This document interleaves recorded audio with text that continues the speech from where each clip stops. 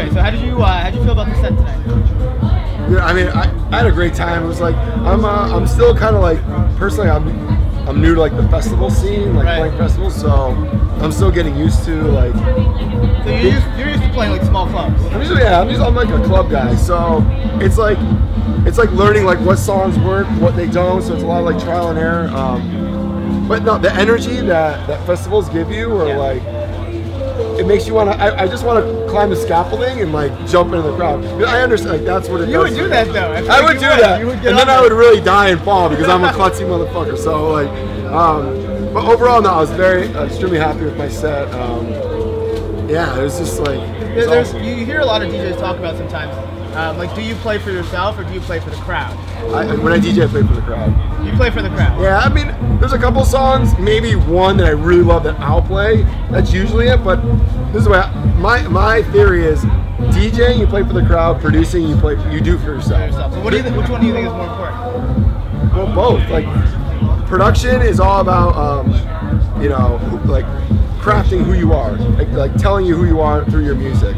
Making your sound. Yeah, making your sound, like identifying, people can identify you through your sound, and your personality, I think, comes out in the music you make. Because it's more of like a personal thing. Like, I like to be alone in the studio, I don't like people to be around. It's kind of like my chance to like open up and just whatever.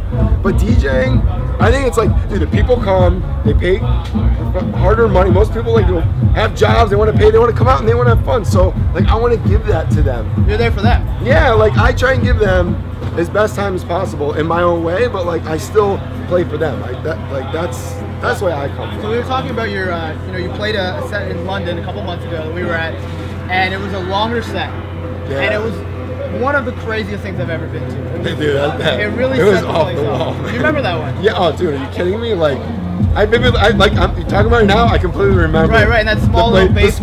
This like my head's almost hitting it. Everyone's going up and down. It was like a sweaty, amazing. So like when we were there, it really sounded like you came in with this attitude. Like you had a long time, so you kind of introduced everyone to your sound. Yeah. And you kind of won them over. And by the end, everyone was out of control, loving it. Yeah. When I heard you today, it felt more like you were taking time to get play stuff they hadn't heard before. Yeah. First they were like, okay, I don't know, and then when you would play like the song they did know, they'd go crazy. Yeah. So what's the thought process? This is the difference. This is that. So this is the way. Again, I'm like I said, I'm new to festivals, so I'm like, okay, the way I think about this is the approach I'm going to go with. And let's like see what happens. Is that all right? I'm playing 6 to 7 main room. Yeah. All right. I feel that I'm not the main headliner, so therefore I shouldn't be playing the big tunes of the day. This is what my opinion. That's for the guys that are the top billing that most people came here for, right? So when I'm playing a festival, I want to be a little bit different, and I want to give them a little bit different stuff that they're maybe not used to hearing. But club stuff is different because I'm the headliner for the night. So therefore, dude, I'll play Swedish House Mafia. I don't care. Like when I'm by the end of my set and I'm drunk, I want to hear that. I want to hear Alesso. I want to hear Nick Romero. I want to hear the Big House. Like whatever. Like it's fun but because that's like I'm the guy that night. Right. So it's my night. Like, right. Exactly. So I'm gonna play the big songs everybody knows. It's your prerogative to play whatever you want. Like if I play that set here, personally, I think I'm out of line. Like I'm trying to play songs that people aren't gonna hear. The next guy after me. It's like, oh, okay, All right. So what I wanted to get a sense of was like, when you come, do you want to just bring your TJR funk sound? Like, is that what you're maybe moving towards, or are you just see, the thing make is, them happy? I love deep house, I love house, I love tech house, I love techno, I love big room, I love prog, I love it all. So when I'm in this situation, you're given an hour, I need to what am I gonna do? So I play a little bit of my stuff, my bouncy stuff.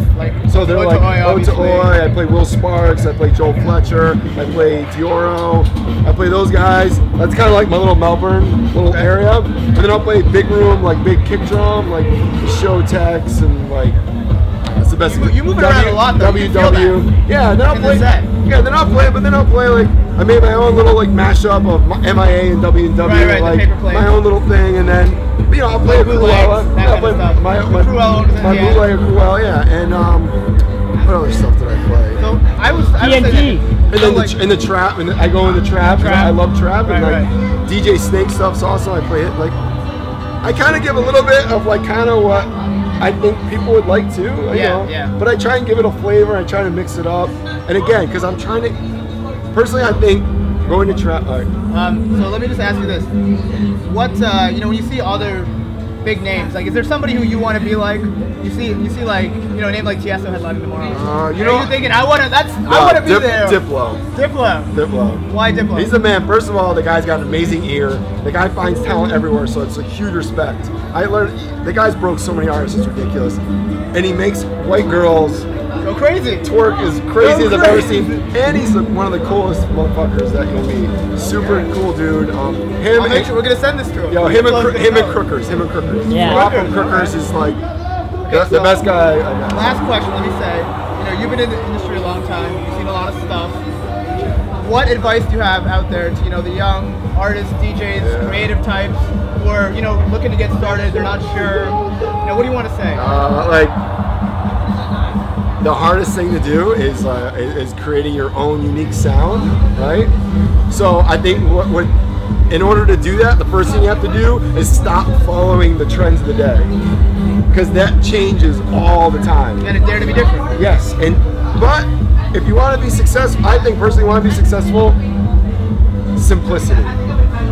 It's all about, you know, it's like what Apple's mantra was sophistication through simplicity. Leonardo da Vinci, almost DiCaprio. But that's what it is. It's like what translates good with people, and then trying to make something that's not known for a certain time period. You know, like let's say trap. You know, you're gonna make trap, and then you're gonna make this, and then you're like pick a sound so it's easily identifiable.